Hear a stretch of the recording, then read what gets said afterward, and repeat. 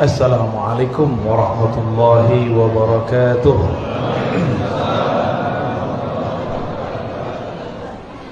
Alhamdulillahi rabbil alamin. Bihayatihi ahyayna, bihayatihi ahyana, wa bini'matihi atamma lana. Asyhadu an la ilaha illallah wa asyhadu anna Muhammadan abduhu wa rasuluh. Allahumma salli wa sallim wa barik ala sayyidina Muhammad wa ala alihi wa sahbihi wal mahdi khalifatihi wa sallim. Pak Kiai Junaidi yang dimuliakan Allah, para guru, para masyayikh, hadirin hadirat, mari kita bersyukur kepada Allah. Ini negeri diberkahi Allah. Tidak ada negeri di dunia manapun yang bisa menikmati sholawat sebebas negeri ini. Gak ada. Tidak ada dimanapun negeri, hatta di Mekah Madinah sekalipun, hatta di Mesir, yang dapat menikmati ngaji bersama, zikir bersama, melebihi negeri kita ini. Ada Hadramaut, tapi lebih besar kita. Hadramaut itu tidak sebesar Indonesia, kecil. Namun kita Islamnya diwarnai oleh mereka. Alhamdulillah. Barangkali itulah maknanya Al-Iman Yaman. Iman itu Yaman, wal hikmah Yamaniyah. Tapi yang bijaksana, kebijaksanaan itu didapat dari orang yang bersifat Yamaniyah. Apa arti sifat Yamaniyah? Dia mungkin berguru ke orang Yaman, atau dia adalah keturunan Yaman. Dan coba saksikan Bapak Ibu yang dimuliakan Allah, tidak ada negeri yang habaib Hadramautnya lebih banyak dari negeri kita. Betul nggak?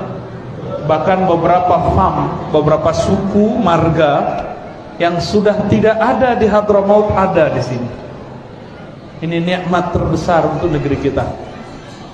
Orang-orang yang di darahnya ada darah Nabi Muhammad sallallahu alaihi wasallam, Allah perbanyak di sini. Di samping itu, ulama-ulama yang di kolbunya ada cahaya Rasulullah sallallahu alaihi wasallam juga banyak di sini. Sayyid kalau tidak ngaji ya jadi orang biasa, cuma darahnya mulia. Orang awam jika ngaji maka dia dapat kemuliaan ilmu, dan itu melebihi kemuliaan nasab. Syaraful ilmi fauqa syarafin nasabi. Kemuliaan ilmu di atas kemuliaan nasab. Namun jika orang-orang dzu nasabin wa huwa dzu ilmin, dia bernasab zuriat Nabi, dia juga berilmu, falahu darajatani, maka dia dapat 2 derajat. Dan di negeri ini banyak. Alhamdulillah. Alhamdulillah. Lebih jelas ini atau mic yang satu lagi?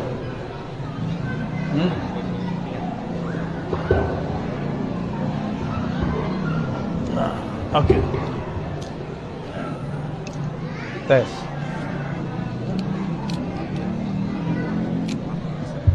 Oke. Halo. Ya. Mohon maaf agak telat keluar ya. Baru sampai kami dari kampung Melayu asli, bukan kampung Melayu Betawi. Kampung Melayu di Sambas, kampung Melayu di Singkawang. Bahasanya asli, tapi yang mirip Betawi itu Sambas, mirip ya. Ape ya. Cuma apenya beda. Kalau kita mau makan, kata dia, gak usah sopan-sopan, gak usah sopan-sopan. Tahu artinya? Gak usah malu-malu. Alhamdulillah dapat ilmu bahasa kita. Baik. Tema kita tentang apa? Waduh, antum nyebut khawarij ya? Mungkin tuduhan kelompok ekstrim terhadap Ahlus Sunnah.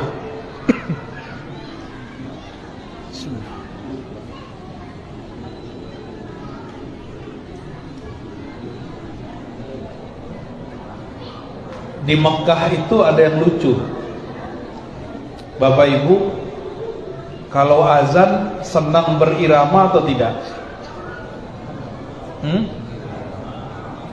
Allahu Akbar atau Allahu Akbar, Allahu Akbar. Yang mana yang enak?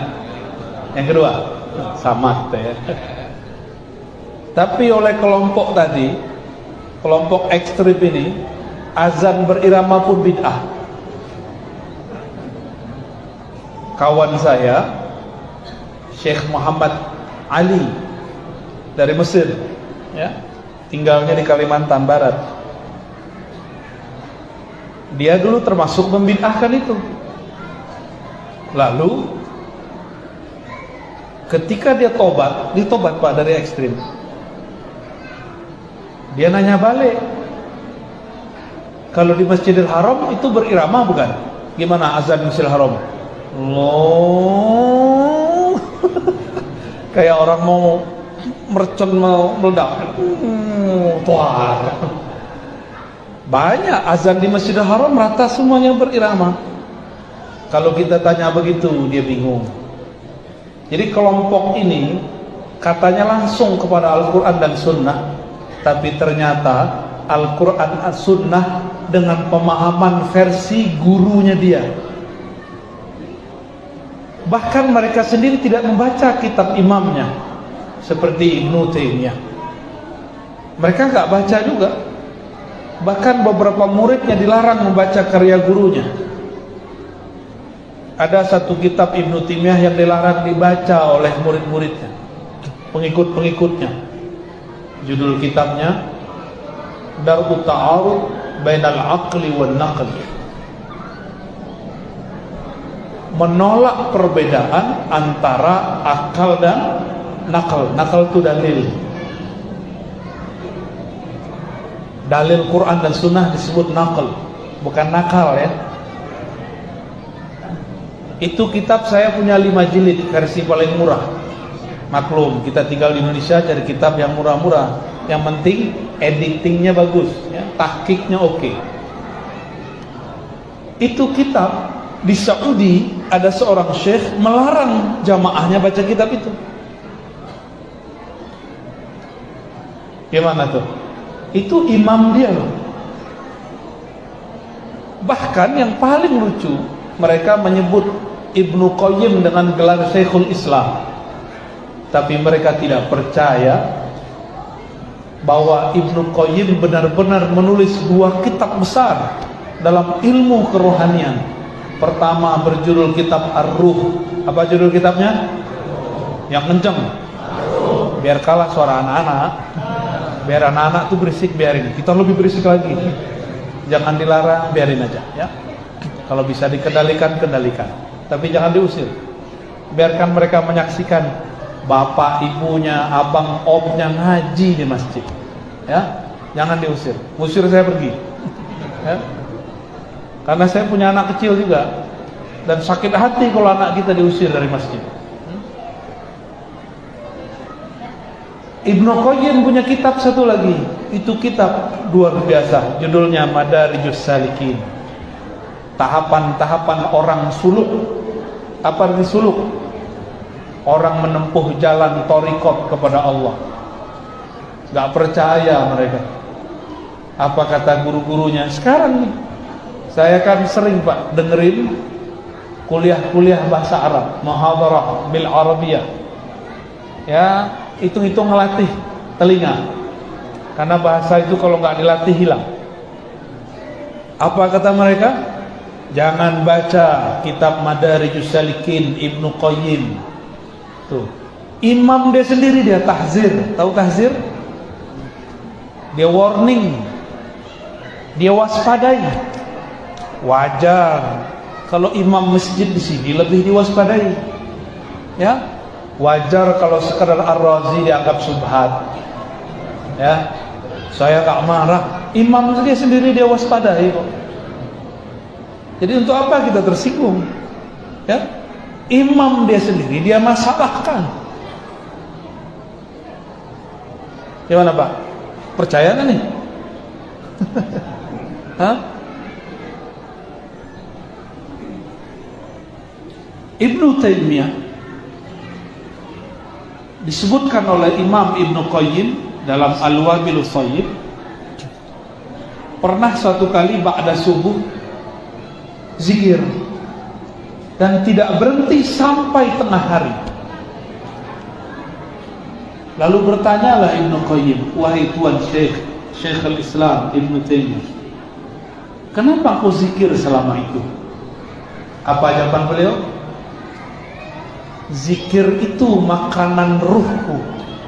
Jika aku tidak makan, maka jiwaku, badanku, ruhku lemah. Coba, udah makan belum? Kapan? Tadi siang, sebelum maghrib. Ya, coba nggak makan 2 hari, lemas nggak? Nggak makan dari subuh tadi sampai sekarang belum makan, pasti lemas.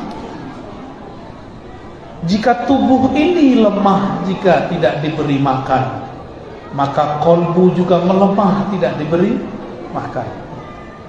Ibnu Taimiyah mengatakan zikrullah qutul qulub. Zikrullah itu makanannya kolbu. Itu kan omongan sufi Pak.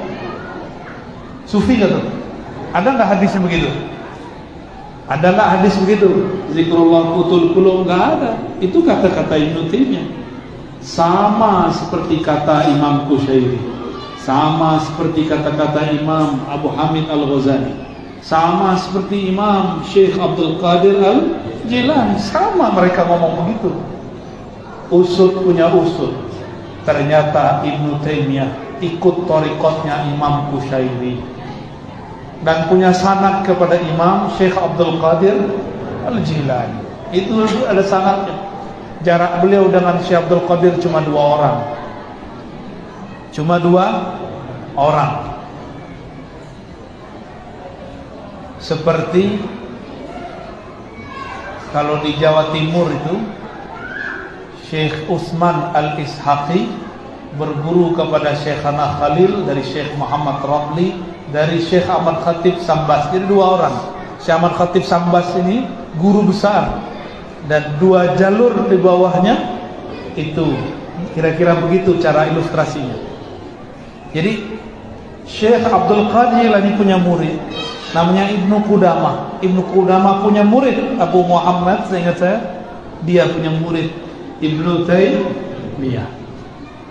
Saya masih kurang percaya. Saya bacalah kitab Ibnu Taimiyah, judulnya Majmu' Fatawa. Apa judulnya?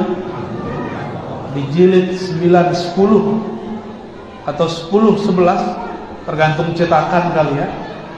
Ada judulnya As-Suluk dan yang berikut At-Tasawwuf.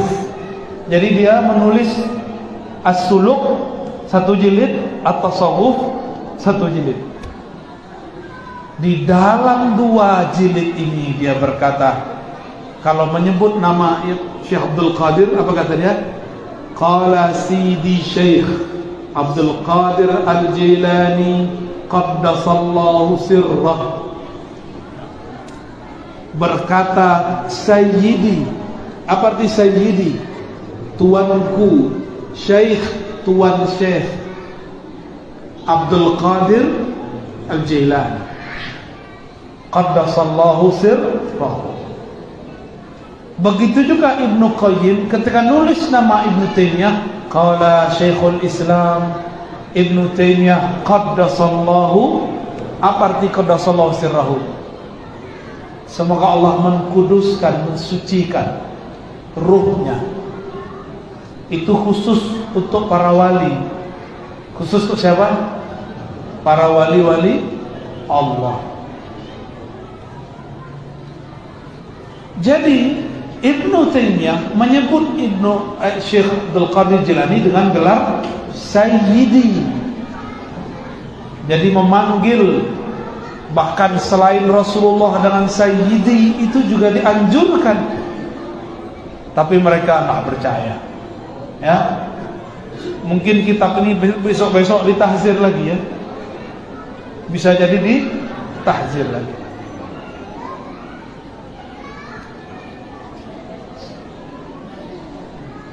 Kita barusan ngapain? Barusan antum berdiri-berdiri itu ngapain? Maulid. Baca apa? Bacanya apa? Sholawat. Apa kata mereka? Maulid itu menyerupai Nasrani. Yang menyerupai Nasrani. Bagi mereka, bagi kita, Nasrani Muslim atau tidak? Tidak. Dia menganggap kita yang maulid Nasrani. Gimana? Terima nggak?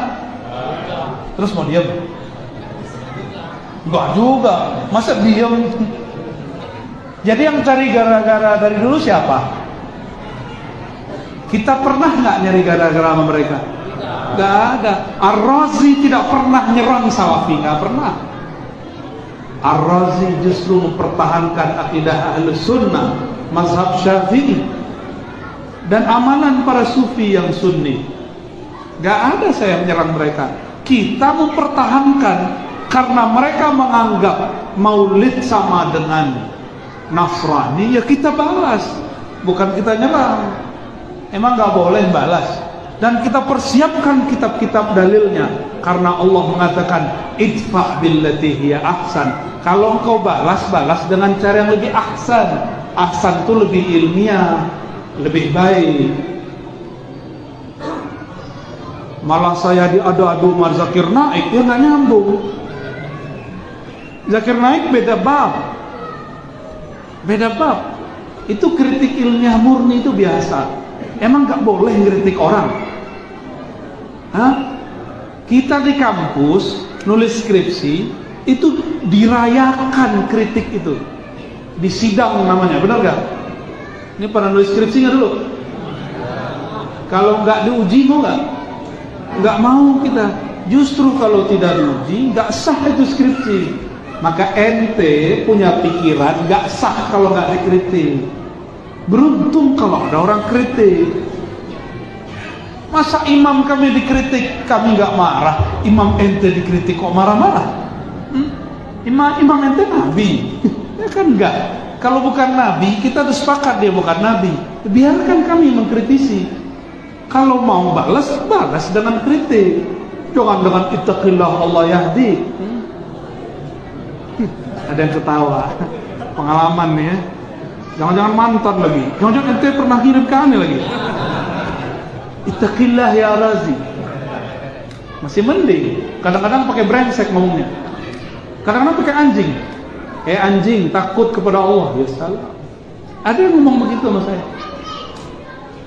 Emang begitu Allah mengajarkan kamu? Coba antum melihat dari semua kritik saya, cara saya membalas kepada kelompok ekstrim itu. Adakah saya menganjing-anjingkan mereka? Adakah saya mengatakan mereka gila? Adakah saya mengatakan mereka dolun mudil? Ada nggak? Nggak ada. Finnar masuk neraka, ada nggak? Nggak ada. Terus fitnah di mana? Kita mengkritik dituduh fitnah. Jadi mereka ini sudah membunuh semangat ilmiah, walaupun katanya pengajiannya pengajian ilmiah. Ilmiah itu bukan dengan qala syekh, qala fulan, bukan. Ilmiah itu data yang dinukil, diperdebatkan, uji lolos di debat baru disebut Jadi bukan kalau udah ada footnote ilmiah, enggak. Ente ngampus dulu. Jangan nggak pernah ngampus ya. Kalau pernah kita ngampus, S1 aja cukup, D3 aja cukup lah. Ya, benar gak? Gak usah anak SMA aja sekarang kalau nulis ada footnote kan? dan dikritik, dirayakan kritiknya dengan sidang skripsi, dirayakan hasilnya dengan wisuda, ya. Kok dia bilang nggak boleh, ya? Kok dia bilang kita mengkritik disebut fitnah. Jadi saya ini dituduh mereka memfitnah Soleh Fauzan. Yang memfitnah Soleh Fauzan, yang mengatakan bahwa orang yang bermaulid sama dengan meniru Nasrani. Saya mau tanya, antum tadi meniru Nasrani nggak? Ada nggak Nasrani baca sholawat? Sallallahu ala. Ada nggak? Kalau ada saya kasih 1 M ente. 1 mak. Ada nggak orang maulid nangis-nangis lagi zikir, lagi sholat? Ada? Di agama sebelah ada nggak? Saya nggak tahu. Ya. Saya pun nggak pernah diajarkan benci kepada Nasrani, apalagi kepada kelompok itu. Kan irhamu man fil ard, sayangi makhluk di bumi. Nasrani ada di bumi nggak? Sayang kita semua, sayang nak rahman ya Allah. Apalagi cuma kelompok itu, apalagi cuma salafi, apalagi cuma HTI. Ya saya sayang semua. Nggak ada kita benci sama mereka. Jangan salah paham, orang mengkritisi bukan membenci. Mengkritisi bagian dari menasehati. Kalau ente boleh menasehati orang, kenapa kita nggak boleh menasehati ente? Ya nggak? Paham? Ane nggak ngomong ke antum. Baik. Jadi maulid kita nih dituduh apa? Tasyabbuh bin Nasara. Mau ngamuk-ngamuk? Perlu ngamuk gak? Gak perlu ngamuk. Kita bantah. Sayangnya kalimat ini ada dalam kitab yang diajarkan di pesantren-pesantren modern. Ini yang saya cemaskan Bapak Ibu. Ini yang saya cemaskan. Ini cuma tinggal api dalam sekam, mau meledak nanti itu. Kita nggak tahu kapan terjadinya. Coba cek anak kita di pesantren kan di mana. Jadi nggak semua pesantren juga aman kita akidahnya, ya. Saya ngomong begini aja dianggap cari permusuhan. Ya kita cuma ngingatin aja, kembalikan kitab akidah gurumu. Dulu pendiri pesantren itu nggak pernah mengajarkan kitab itu. Kembaliin aja ke zamannya, susah amat, ya kan? Ya, gimana? Sepakat ya? Antum ridho gak anak kita dicekokin kitab begitu? Ridho gak? Kalau antum naruh anak di situ, nasihatin kiainya. Karena kalau Ar-Razi ngomong nggak diterima, ya. Saya udah kawar-kawar dari dulu, ke ustadznya, ke gurunya, ke santrinya. Ada yang mau ikut, ada yang tidak. Apalagi tuduhannya. Kalau tadi doa jamaah enggak? Rabbi faghfirli dzunubi. Angkat tangan deh. Bid'ah. Kata dia bid'ah, ya. Kata dia, Nabi enggak ada doa-doa bareng. Nabi doa sendiri. Gimana jawabnya? Punya dalil enggak? Hah? Punya dalil nggak? Mau dikasih dalil? Bener nih, yang semangat dong. Mau dikasih dalil? Mereka bahkan mulai dari membid'ahkan doa ba'da sholat, nggak tanggung-tanggung, apalagi doa lagi maulid. Ahli bid'ah. Yang nutup tadi ya, antum ahli bid'ah. Selamat ahli bid'ah. Selamat bergabung. Jangankan doa lagi maulid, doa ba'da sholat berjamaah aja dianggap bid'ah. Apa kata mereka? Nabi tidak pernah lakukan. Emang itu dalil? Dalil itu bukan negasi, bukan bilang tidak pernah. Itu ente nggak tahu. Coba mereka bilang setelah sholat yang dianjurkan cuma baca istighfar sama Allah lantas salam, lantas jalan. Allahumma antas salam wa mintas salam. Enggak, itu bid'ah. Hadisnya cuma 3 kalimat. Allahumma antas salam wa minkas salam tabarakta ya dzal jalali wal ikram. Hadisnya cuma gitu, Pak. Cuma kan antum enggak paham kalau begitu doang. Benar enggak? Maka ulama kita artikan Allahumma antas salam wa minkas salam. Ya Allah, engkaulah as-salam. Berpulang as-salam darimu, datang darimu. Maka hidupkan kami dengan selamat dan masukkan kami darussalam, ke surga darussalam. Baru tabarakta ya dzal jalali wal ikram. Itu pemaknaan ulama menjadikan wirid. Boleh enggak? Katanya bid'ah. Membaca yang Nabi enggak baca bid'ah. Ini mereka punya kaidah begitu. Itu kaidah pun tidak ada dalam usul fikih. Mereka punya istilah namanya sunnah tarkiyah. Apa artinya? Yang Nabi tinggalkan kita tinggalkan. Sunnah ini ambigu. Nabi banyak hal yang tidak dilakukannya, tapi bukan karena itu tidak boleh. Kata beliau, da'uni ma taraktukum. Biarkan aku, jangan tanya lagi terhadap hal-hal yang aku sudah tinggalkan, tidak bahas. Berarti boleh. Al-aslu fil asya lil ibahah. Pada dasarnya segala sesuatu itu boleh. Jangankan habis sholat, dalam sholat ada seorang sahabat menambahkan bacaan. Antum kalau tidak baca apa? Rabbana lakal hamdu bil as-samawati. Oke. Ini ada ulama sahabat, dia bangun dari ruku, Allahu liman hamidah. Hadis sahih. Rabbana lakal hamdu hamdan thayyiban katsiran mubarakan fihi. Ya Allah, banyak pujian itu milikmu, seberkah-berkah pujian itu milikmu. Itu kata orang ini. Nabi pernah ajarkan? Enggak pernah. Dia baca satu kalimat yang Nabi tidak pernah ajarkan dalam sholat. Ini hadis sahih Bukhari dan Muslim. Mau lari kemana kau? Terus ba'da sholat, orang ini dipanggil. Siapa yang baca doa ini? Saya dengar tadi ada malaikat naik mengangkat doa ini. Sekitar 40 malaikat. 40 malaikat itu bawa ke langit. Sahabatnya ketakutan, takut disuruh bid'ah. Ternyata itu apresiasi dari Rasulullah, bahwa doa ini justru diridhoi oleh Allah dan Rasul.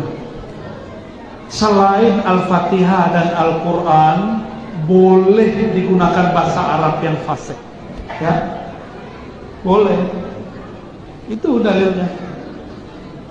Rabbana lakal hamdu hamdan thayyiban katsiran mubarakan fi. Nggak ada Nabi ajarin. Ini ba'da sholat, masa nggak boleh ditambah? Ya. Oke.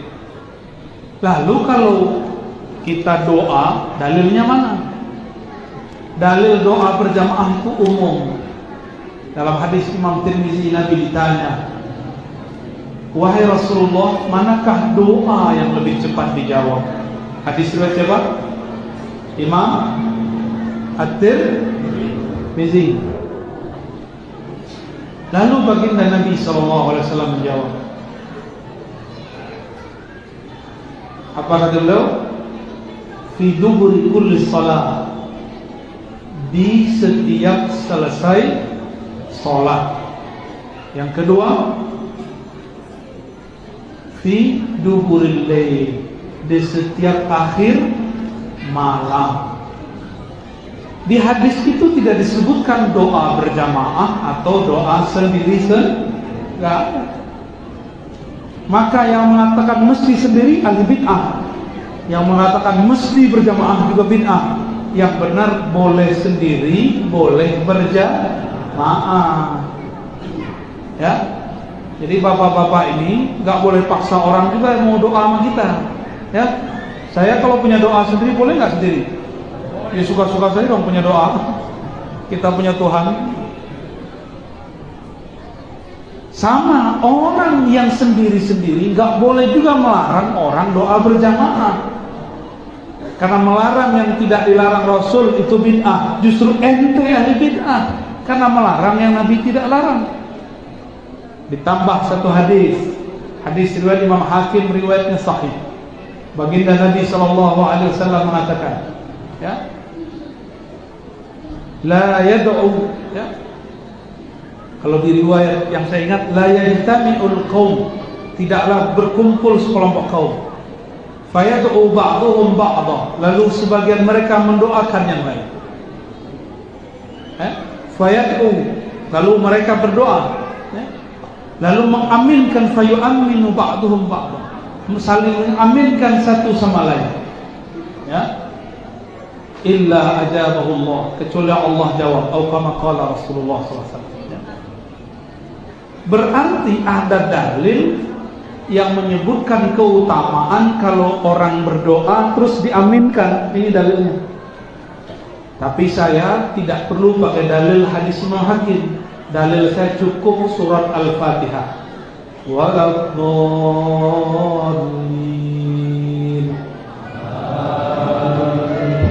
Tuh, ya? Perintah dari Nabi loh. Idza ammana fa'aminu. Jika imam menyuruh amin, maka beraminlah. Itu dalilnya. Jadi antum susah-susah nyari dalilnya di depan mata. Amin adalah doa berjamaah dalam sholat. Mau dalil lagi? Gampang. Iyyaka na'budu wa iyyaka nasta'in. Kepada Engkau kami menyembah, kepada Engkau kami minta tolong. Doa enggak? Ihdinas. Berdoa enggak? Jangankan di luar sholat, di dalam sholat pun kita berjamaah doa. Masih butuh dalil? Masih butuh dalil? Masih kurang tuh dalil Al-Fatihah. Kurang yakin nama Al-Fatihah. Hah? Itu bukan dalil. Jadi kalau ada orang nanya, gak ada tuh doa habis sholat. Jawabnya apa? Jangankan habis sholat, dalam sholat aja doa berjamaah, bro. Imam baca ihdina, kami baca amin. Kan mengaminkan. Tuh. Jadi antum itu dalil sudah seterang itu, tapi silau. Saking pinternya, keminter. Ya, mohon maaf ya. Ini baru beberapa loh saya bahas. Udah dulu ya. Tanya jawab aja deh. Saya baru sampai, khawatir kelelahan. Besok pagi ada lagi di Bintaro 9 tentang hikam. Silakan, biar antum bisa tidur malam ini. Besok pagi berangkat lagi ke sana. Ya, silakan kalau ada yang mau ditanya jawabkan. Kesimpulan sederhananya apa?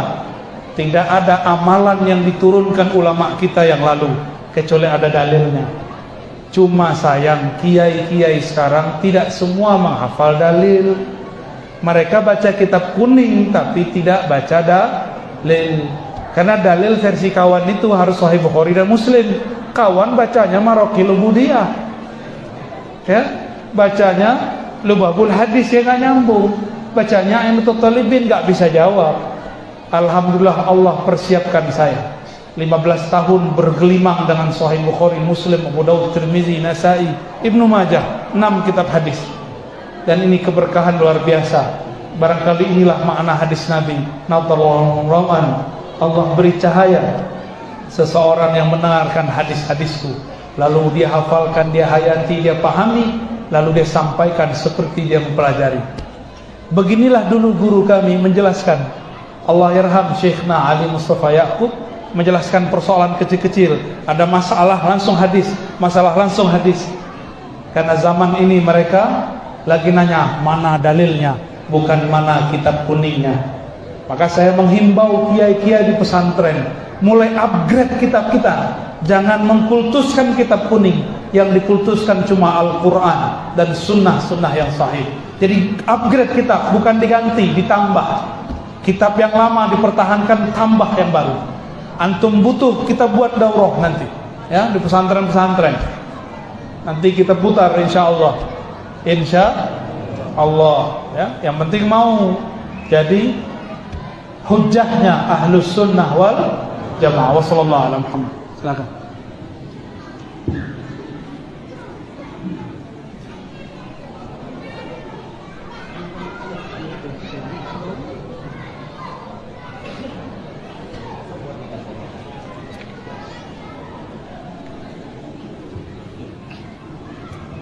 Ini harapan. Ini air biasa ya. Terima kasih kami ucapkan kepada Dr. Abuya Hasyim Al-Hudi Hasyim MA dengan poin-poin yang sangat banyak tadi telah kita dengarkan. Dan selanjutnya kepada segenap hadirin, saat ini insya Allah Buya menerima pertanyaan-pertanyaan yang mungkin masih ada di benak hati para jemaah. Buya membuka 3 pertanyaan bagi para jemaah yang hendak bertanya. Mohon untuk tertib menyebutkan nama dan asal itu, dan dimohon untuk dengan kata-kata yang padat saja. Silakan.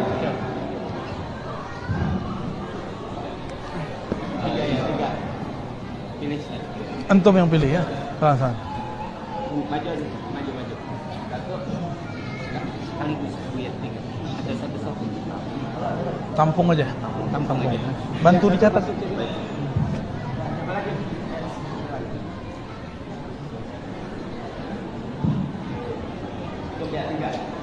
Cukup 3 penanya. Ya, mohon untuk antri Bapak ya. Yang dulu.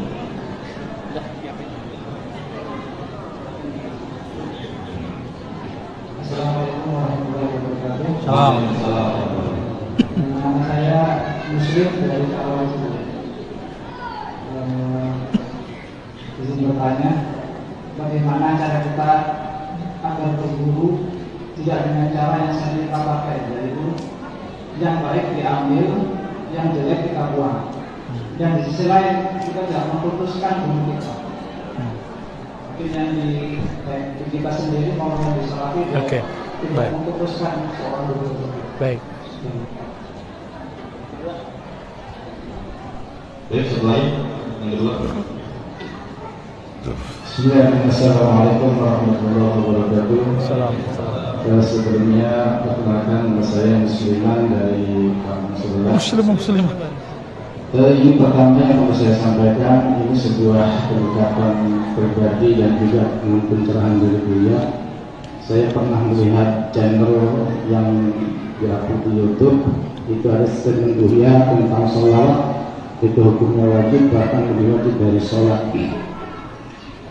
Yang saya rasa ini pasti mendapat daripada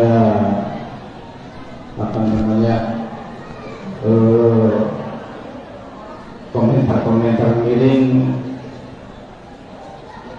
daripada netizen ataupun orang yang menyaksikan foto tersebut.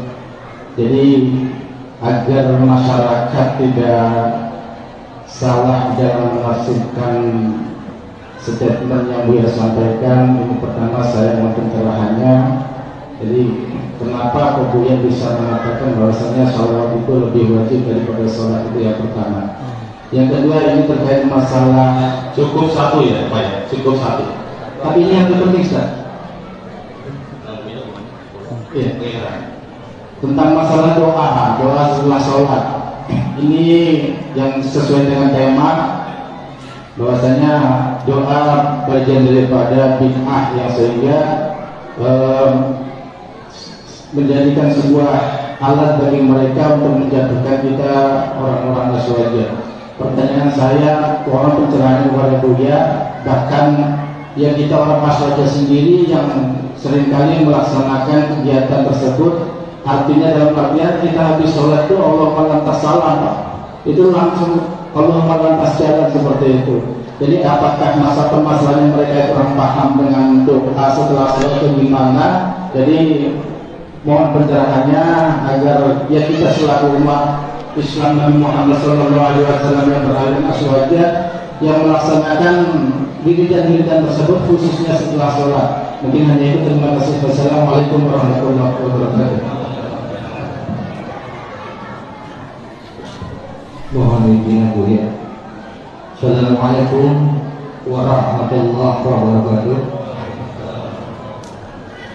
Sekali lagi jawab salam itu wajib sekali lagi. Assalamualaikum warahmatullahi wabarakatuh. A'udzu billahi minasy syaithanir rajim. Bismillahirrahmanirrahim. Alhamdulillah.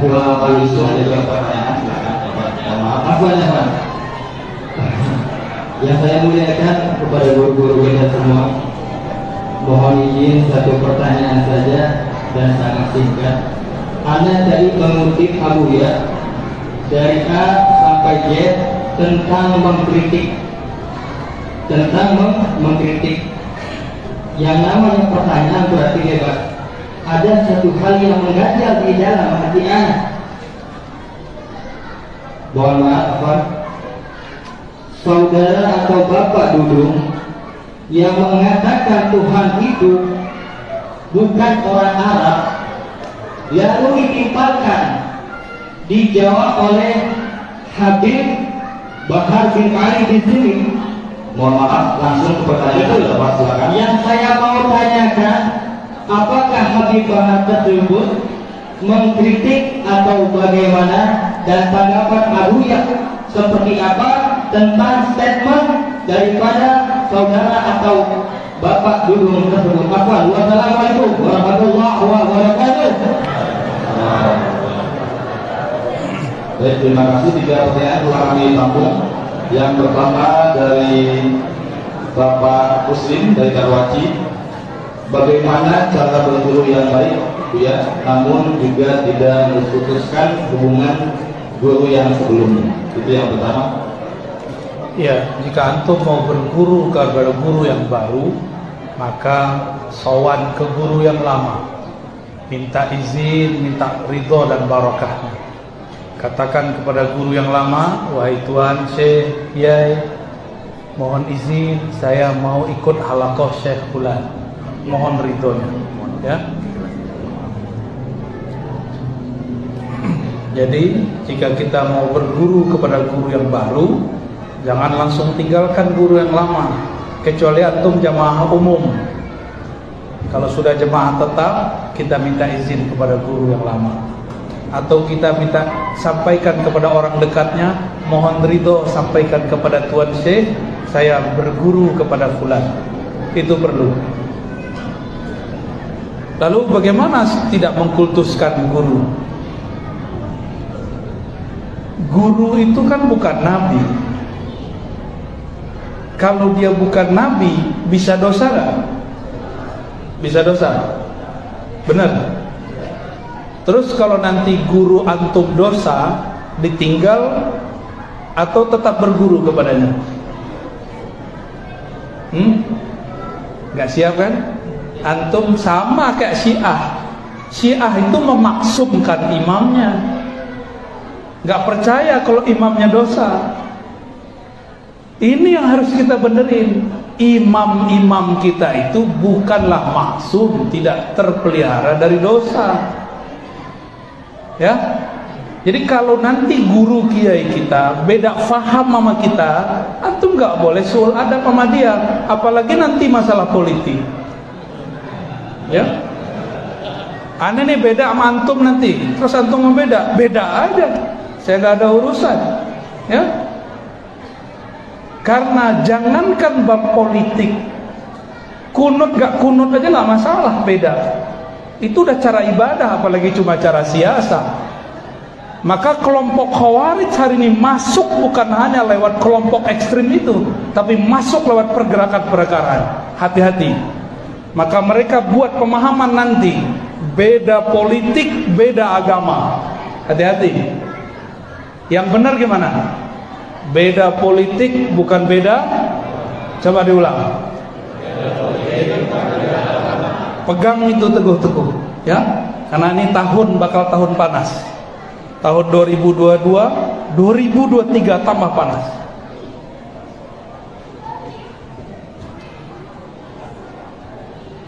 Udah. Apalagi pertanyaannya? Yang kedua dari Bapak Musliman, ada 2 pertanyaan Buya. Statement Buya tentang sholawat hukumnya lebih wajib dari sholat. Bagaimana tafsir tentang pernyataan itu? Bagus.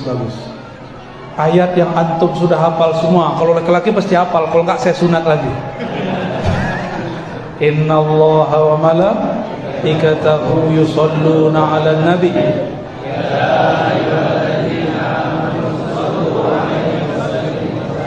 Kita dengar itu dari kecil, benar gak? Minimal sekali sejumat. Gak hafal saya sunat lagi, Pak. Innallaha, sesungguhnya Allah dan para malaikat bersolawat kepada Nabi. Ane mau tanya mantum, Allah sholat gak? Allah zakat gak? Allah haji gak? Tapi Allah sholawat sama Nabi. Belum ada ente, belum ada sholat ente, belum ada. Allah udah sholawat. Jadi lebih dulu mana? Sholawat. Lebih wajib mana? Sholawat. Jangan-jangan sholat kita nggak ada yang diterima. Cuma karena satu sholawat Allah maafkan. Allah itu cuma memandang di kolbu ente ada nur Nabi atau tidak. Nggak ada lagi. Mau sholat 1000 rakaat di kolbunya gak ada nur Nabi, gak punya adab. Udah buih nih, berbuih baca maulidan, tapi di kolbunya tidak ada nur Nabi. Berarti dia gak bersalawat dengan kolbunya. Salawat tuh dari kolbu, jangan dari mulut. Kalau mulut mah enak-enak aja suaranya. Tapi kalau dari kolbu pasti rahmahnya tinggi, adabnya bagus kepada guru. Gitu ya. Udah paham? Ayatnya cukup? Mau tambah ayat lagi? Lanjut. Baik, pertanyaan yang ketiga Buya, masih yang nomor 2. Pencerahan tentang kebiasaan kelompok sebelah yang setelah sholat langsung pergi tanpa zikir, dan kebiasaan Ahlussunnah wal Jamaah yang setelah sholat berzikir terlebih dahulu. Mereka itu baca satu hadis riwayat Muslim dari Sayyidah Aisyah. Sayyidah Aisyah kan di rumah. Apa kata Sayyidah Aisyah? Nabi ba'da sholat cuma baca istighfar, Allahumma antas salam, lalu pulang. Yang sorif itu berubah posisi. Tapi yang benar yang sorif itu belum tentu pulang, cuma ganti posisi aja. Tadi ngadap ke depan, sekarang ngadap ke itu pemahaman saya, wallahu alam. Mereka mungkin memahami yang sorif itu pulang, kabur, ya. Tapi mereka kan nggak pakai hadis yang subhanallah 33. Kan ada Bukhari Muslim juga, benar nggak? Ahlul dusur tanya kepada Rasulullah, ahlul apa?